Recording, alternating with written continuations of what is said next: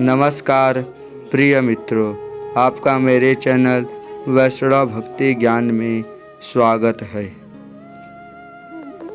अब हम बात करते हैं वास्तु और प्रकृति के बारे में।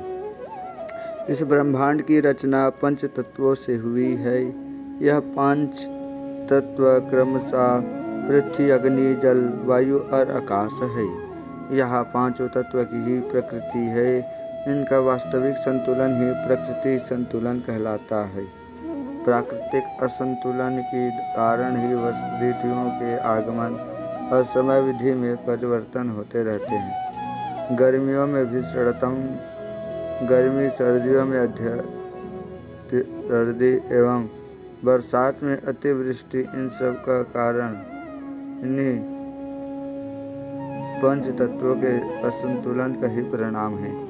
भवन निर्माण में इन्हीं पांच तत्वों का उचित संतुलन ही इसमें निवास करने वाले व्यक्ति के जीवन में सुख एवं मानसिक शांति की वृद्धि करता है। यदि भवन निर्माण में इन पांच तत्वों का संतुलन उचित प्रकार से नहीं किया गया होगा तो निश्चित ही ऐसे भवन में निवास करने वाले मनुष्यों का जीवन अशांत एवं समस्याओं से युक्त होगी।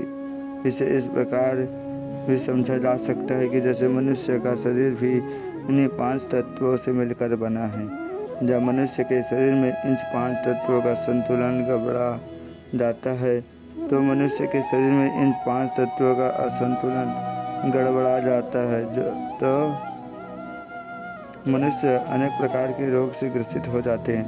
ठीक इसी प्रकार जब भवन में इन्हीं पांच तत्वों का संतुलन बिगड़ जाता है तो भवन का वातावरण भी रोगग्रस्त हो जाता है और उसका प्रभाव उस भवन में निवास करने वाले मनुष्यों पर पड़ता है, जिससे उसके व्यक्तित्व जीवन में अनेकों प्रकार के परेशानियां उत्पन्न हो जाती है।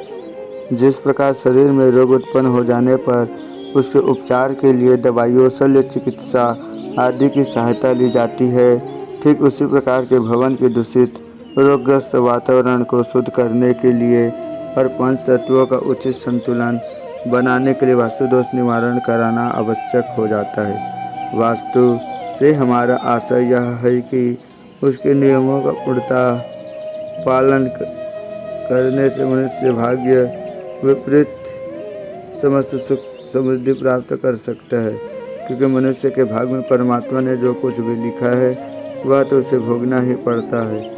परंतु वास्तु के नियमों का पालन करने के लिए से मनुष्य भाग्य के दोषों को काफ़ी हद तक कम किया जा सकता है, क्योंकि यदि भाग्य निर्बल है और वास्तु दोष भी है तो सफलता इतनी असंभव